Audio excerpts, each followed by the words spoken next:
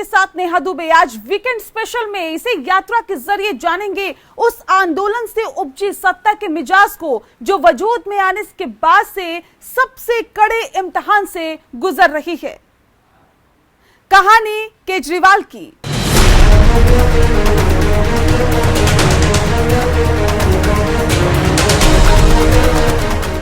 APN के weekend special में आपका स्वागत है। इस बार कहानी भ्रष्टाचार के खिलाफ आंदोलन की लहर में सत्ता के सिंहासन को चूमने वाले अरविंद केजरीवाल और आपकी, जो अब भ्रष्टाचार के आरोपों के दलदल में फंसते दिख रहे हैं।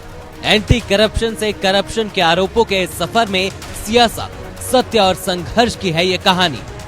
एक वो भी दौर था, भ्रष्टाचार के खिलाफ आंदोलन तूफान बन चुका था।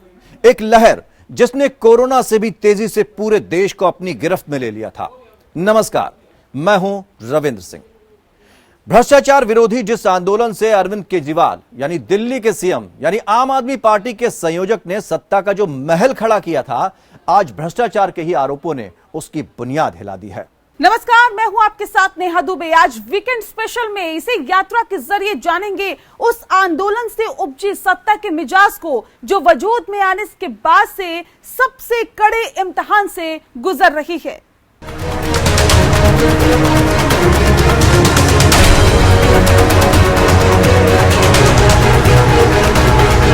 तो आइए देखते हैं एपीएन का वीकेंड स्पेशल।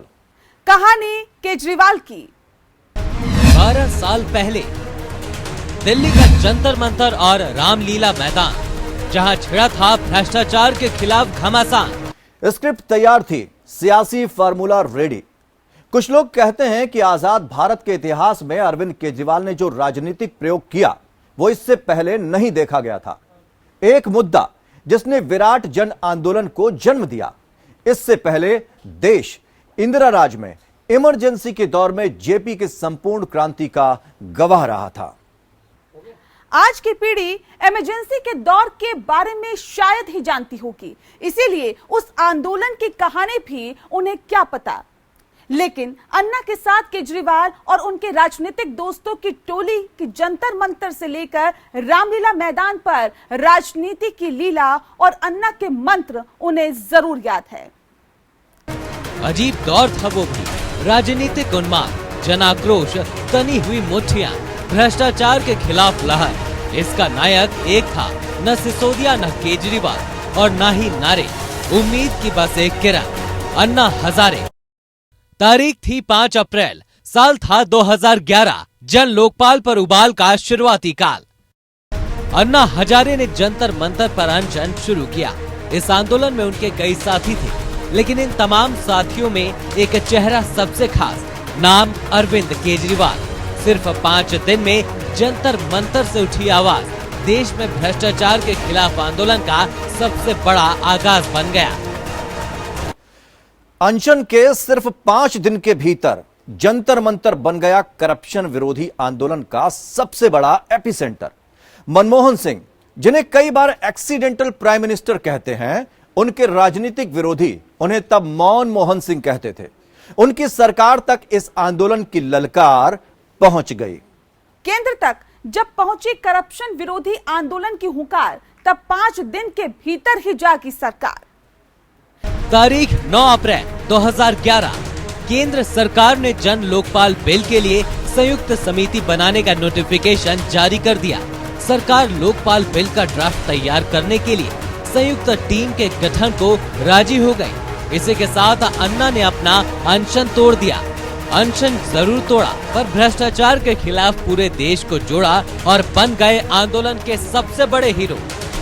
लीड रोल अन्ना का था, लेकिन जैसा फिल्मों में होता है, साइड रोल वाला हीरो कई बार मेन हीरो पर भारी पड़ता है। सो केजरीवाल के साथ भी ऐसा ही हुआ। जहां अन्ना वहां केजरीवाल भ्रष्टाचार विरोधी आंदोलन के खिलाफ बन गए सबसे बड़े पोस्टर बॉय। जंतर मंतर पर आंदोलन बेशक खत्म हुआ था, लेकिन यह बड़ी लड़ाई में छोटे से सीज फायर की तरह था। सरकार ने ज्वाइंट कमेटी बनाई, लेकिन वो मध्यम गति से चलती रही। वैसे मीटिंग्स में कमी नहीं थी। मई तक कमेटी 5 बैठकें कर चुकी थी।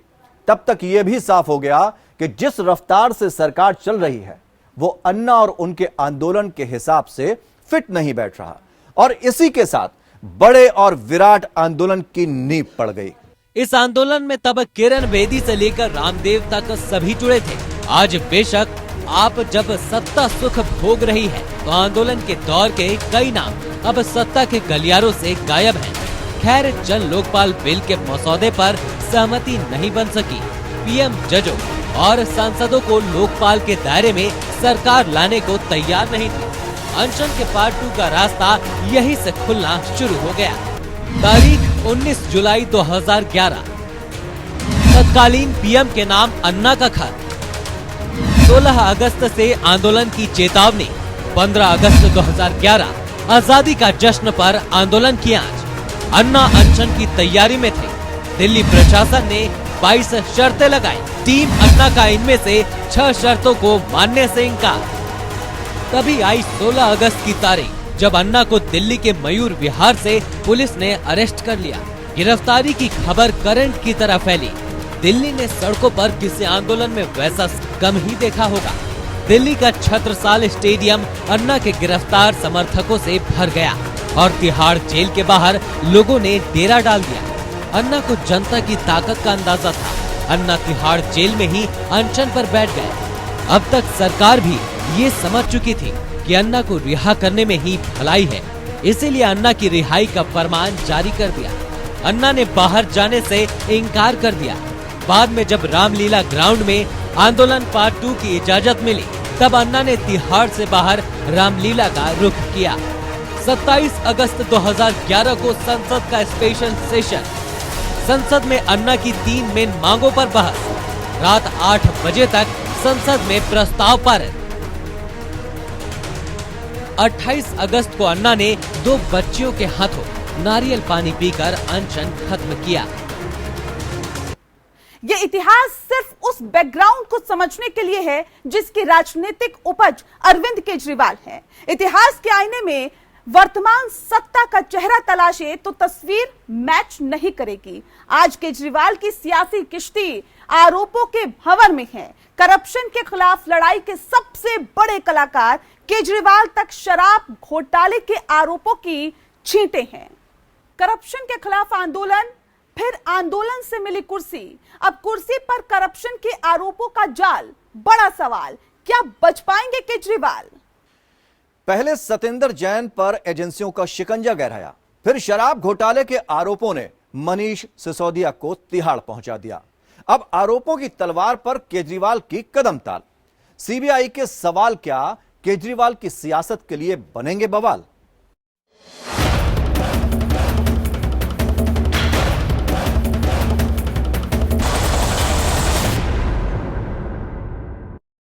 पढ़ाई से मैकेनिकल इंजीनियर, केजरीवाल की पॉलिटिकल इंजीनियरिंग का कमाल देश देख चुका है। बीजेपी का विजय रथ हो और सारथी नरेंद्र मोदी। 2014 से लेकर अब तक देश में जीत अक्सर बीजेपी की झोली में गई। जश्न की होली बीजेपी ने खेली, लेकिन जय के क्षणों में अगर किसी ने बीजेपी को पराजय का एहसास कराया तो पहला नंबर केजरीवाल का आया। दिल्ली ट्रेलर थी, पंजाब में भी आप और केजरीवाल ने पिक्चर दिखाई। अब शराब घोटाले की सियासत में केजरीवाल की राजनीतिक इंजीनियरिंग का इम्तिहान है। आरंभ प्रचंड है, आक्रमण भीषण है। तो मैं मोदी जी को कहना चाहता हूं, मोदी जी अगर केजरीवाल भ्रष्टाचारी है तो फिर इस दुनिया के अंदर कोई ईमानदार नहीं है। Attack is the best defence, आक्रमण सर्वश्रेष्ठ बचाव है। केजरीवाल की राजनीति का ट्रेडमार्क स्टाइल है, लिहाजा सीबीआई के समन वाले निमंत्रण से बिदक कर सीधे पीएम को टारगेट कर दिया। जांच एजेंसियों पर हमला बोल दिया। ईडी और सीबीआई ने कोर्ट में शपथ पत्र देकर झूठ बोला। सच कुछ नहीं मिला, शराब घोटाला कुछ नहीं है। झूठ बोलकर सिसोदिया को फंसाने की कोशिश। जिस शराब घोटाले के आरोपों पर सियासी घमासान है, क्या वो महज चाय की प्याली का तूफान है? आखिर क्या है इसकी टाइमलाइन? शराब घोटाला पर बवाल 22 में शुरू हुआ। दिल्ली में दारू के ठेके कैंसिल हो गए, नए चमचमाते ठेके खुले, दुकानें ऐसी कि लंदन सिंगापुर फेल। बस इसी के बाद शुरू हुआ शराब और सियासत में आरोपों का कॉकटेल। दिल्ली में केजरीवाल सरकार की आबकारी नीति रडार पर आ गई। शराब पर सियासी खेल। 17 अगस्त 2022 सिसोदिया समेत 12 पर एफआईआर, एलजी ने दिए जांच के आदेश। 19 अगस्त 2022 सिसोदिया समेत आपके 3 मेंबर्स के घर सीबीआई रेड। 22 अगस्त 2022 ईडी की एंट्री, मनी लॉन्ड्रिंग का केस दर्ज। 30 अगस्त 2022 सिसोदिया के पीएनबी वाले लॉकरों की तलाशी। 27 सितंबर 2022 आपके प्रवक्ता विजय नायर निपटे, गिरफ्तारी हुई। 28 सितंबर 2022 शराब कारोबारी समीर महेंद्रू ईडी के हत्थे चढ़े। 10 अक्टूबर 2022 साउथ के शराब कारोबारियों का पैरवीकार अभिषेक बोइनपल्ली नपा। 16 अक्टूबर 2022 सिसोदिया से मैराथन पूछताछ, 9 घंटे सीबीआई के सवालों का सामना। 25 नवंबर 2022 7 लोगों पर सीबीआई की चार्जशीट, सिसोदिया का नाम नहीं। 30 नवंबर 2022 सिसोदिया का करीबी अमित अरोड़ा अरेस्ट, तेलंगाना सीएम की बेटी कविता भी नामजद। शराब पर साल 2022 के पूरे बवाल में बैकग्राउंड रेडी था। नया साल नई आफत के साथ केजरीवाल और उनके साथियों का इंतजार कर रहा था। 2023 आया, नई आफत लाया। 14 जनवरी मकर संक्रांति पर सिसोदिया की सियासी 7:30 शुरू। ऑफिस पर रेड, कंप्यूटर जब्त किया गया। 19 फरवरी सीबीआई ने सिसोदिया को पूछताछ के लिए बुलाया, पर तत्कालीन डिप्टी सीएम ने किसी और तारीख पर बुलाने कहा। 26 फरवरी सीबीआई दफ्तर हाजिर हुए सिसोदिया, 8 घंटे पूछताछ के बाद हो गई गिरफ्तारी। शराब पर सियासत की कानूनी सत्य कथा में आरोपों के लपेटे में सिसोदिया आए तो सिर्फ वजीर गया था। अब बादशाह की बारी है। राजनीतिक मोर्चेबंदी चरम पर है। बीजेपी वर्सेस आप। पहले सुनिए आप नेता राघव चड्ढा और बीजेपी के अनुराग ठाकुर में वार पलटवार। आम आदमी पार्टी आज इस मुकाम तक पहुंची है कि भारतीय जनता पार्टी का खौफ, भारतीय जनता पार्टी का डर कुछ इस कदर उनके सर पर चढ़कर बोल रहा है कि एक एक कर आम आदमी पार्टी के तमाम नेताओं को जेल में डाला जा रहा है। विधायकों से लेकर पार्षद तक जेल में है और ये दुनिया को ज्ञान बांटते फिरते हैं। शराब घोटाले में दिल्ली में जो लूट हुई और लूट की खुली छूट अरविंद केजरीवाल जी के नाक के तले हुई, उनकी सहमति के साथ हुई। मैंने पहले भी कहा था कि मुख्य आरोपी मनीष सिसोदिया जेल गए हैं, अभी तो किंगपिन की बारी है। अब उनको भी जांच के लिए बुलाया है। जांच एजेंसियां अपना काम कर रही हैं, स्वतंत्र है और अपना काम करेंगी। और जिन्होंने भ्रष्टाचार किया है वो बचेंगे नहीं। गुरिल्ला युद्ध कला की छापामार शैली वाली राजनीति होती तो केजरीवाल बेशक महायोद्धा कहलाते। ये कहना मुश्किल है कि उन्हें अंदाजा था या नहीं कि आरोपों के कटघरे में अगला नंबर उनका होगा, पर जिस तेजी से घटनाक्रम चला उसके हिसाब से उन्हें एहसास जरूर हो चला होगा। सो अब उनके हर आक्रमण के निशाने पर सीधे पीएम मोदी हैं, बीजेपी के ब्रह्मास्त्र। और केजरीवाल भी जानते हैं कि अगर ब्रह्मास्त्र को फेल कर दिया तो बाकी अस्त्रों की क्या बिसात। सो पूरी ताकत लगाकर पीएम मोदी को बना रहे हैं निशाना। मुद्दा भ्रष्टाचार है ही नहीं, मुद्दा भ्रष्टाचार की जांच है ही नहीं, मुद्दा शराब घोटाला है ही नहीं। ऐसा शख्स, देश का प्रधानमंत्री जो सर से लेकर पैर तक भ्रष्टाचार के अंदर डूबा हुआ है, उसके लिए भ्रष्टाचार मुद्दा कैसे हो सकता है? जब राजा खुद मोर्चे पर उतर जाए तो युद्ध आखिर ही माना जाता है। ऐसे में केजरीवाल के तमाम सेनापति भी पूरी ताकत झोंक चुके हैं, लेकिन बीजेपी भी जवाब बराबरी का दे रही है।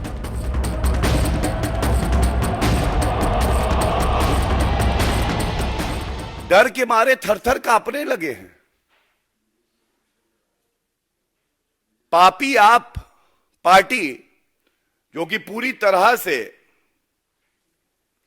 भ्रष्टाचार में लिप्त है, वो प्रेस कॉन्फ्रेंसेस करके इधर उधर की बातें कर रही है। इसलिए आवश्यक था कि ये प्रेस वार्ता हो, और क्योंकि अरविंद केजरीवाल जी भी नाटक करने 12 बजे आएंगे, तो हम लोगों ने उचित समझा कि कुछ ठोस सवाल जो जनता के सवाल हैं वो यहां से अरविंद केजरीवाल जी से पूछा जाए। देखिए अरविंद केजरीवाल जी, ये बात अब जग जाहिर हो चुकी है, शराब घोटाले के किंगपिन अगर कोई हैं तो वो आप ही हैं। और ये ऐसे ही नहीं कहा जा रहा। पहले विधायकों को खरीदने की कोशिश की, फिर हमारे दो मंत्रियों को, मनीष सिसोदिया जी को, सत्येंद्र जैन जी को जेल में डाल दिया। कहीं से कोई सफलता नहीं मिल रही है, तब अरविंद केजरीवाल को गिरफ्तार करने की एक बड़ी साजिश है और इस साजिश के पीछे एकमात्र मकसद है सरकार को गिराना। दिल्ली की सरकार को किसी भी तरीके से गिराओ, क्योंकि अरविंद केजरीवाल के अच्छे कामों की चर्चा, दिल्ली सरकार के अच्छे कामों की चर्चा, स्वास्थ्य के, शिक्षा के मॉडल की, बिजली के, पानी के मॉडल की चर्चा पूरे देश में हो रही है। वार पलटवार और बयानों के तीर, सोशल मीडिया पर ट्वीट युद्ध, लेकिन शराब घोटाले में आरोपों की कहानी का सामान्य सार यानी मतलब ये नहीं। मायने इस बात के हैं कि भ्रष्टाचार विरोधी आंदोलन की कोख से पैदा एक पार्टी और उस पार्टी के आला नेता आज खुद को विचित्र स्थिति में घिरा पा रहे हैं। अन्ना का आंदोलन, जंतर मंतर से लेकर रामलीला मैदान का घमासान अब महज इतिहास है। हकीकत आरोप है और आरोपों की धार है, लेकिन यह धार क्या इतनी पैनी है कि केजरीवाल और आप की राजनीति को काट सके। लेकिन इसके लिए हमें समझना होगा कि आखिर सियासत का ये शराब कांड आखिर है क्या। शराब घोटाले के महाजाल में केजरीवाल क्यों? केजरीवाल को सीबीआई के समन के तार ईडी की हालिया चार्जशीट से जुड़े। चार्जशीट में शराब कारोबारी समीर महेंद्रू मुख्य आरोपी। आरोप के मुताबिक केजरीवाल और महेंद्रू में वीडियो कॉल पर बात हुई। कथित तौर पर केजरीवाल ने महेंद्रू से कहा, आप विजय नायर पर भरोसा कीजिए। नायर आपका कम्युनिकेशन इंचार्ज था। आरोपों के मुताबिक घोटाले की डील नायर के जरिए हुई थी। इसी वजह से सीबीआई केजरीवाल से पूछताछ करना चाहती है। सवाल ये है कि सीएम पद पर रहते हुए किसी शख्स पर हाथ डालना किसी भी एजेंसी के लिए आसान नहीं होता। तो क्या फिर सीबीआई के पास अब पुख्ता सबूत हैं? सीबीआई ने ईडी की चार्जशीट को आधार बनाया है। चार्जशीट में दावा, केजरीवाल आंध्र के एक सांसद से दिल्ली में मिले। ये मुलाकात शराब नीति को लेकर हुई थी। दो मुख्य गवाहों के बयान का भी चार्जशीट में हवाला।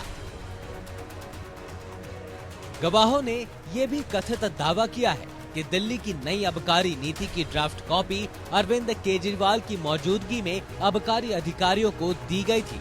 यानी महेंद्रू से लेकर आंध्र के सांसद से मुलाकात जैसे मुद्दों पर सवालों से केजरीवाल को रूबरू होना पड़ेगा। जिन सवालों से केजरीवाल को सामना करना पड़ सकता है, उनमें केजरीवाल से क्या पूछा जाएगा? महेंद्रू से जुड़े सवाल पूछे जा सकते हैं। क्या महेंद्रू से वीडियो कॉल पर बात हुई? सिसोदिया से जुड़े सवाल भी पूछे जा सकते हैं। कथित तौर पर सिसोदिया ने 100 से ज्यादा फोन यूज किए। आरोप है कि सबूत आने पर उन फोन्स को तोड़ा गया। इस बारे में भी पूछे जाने के आसार हैं।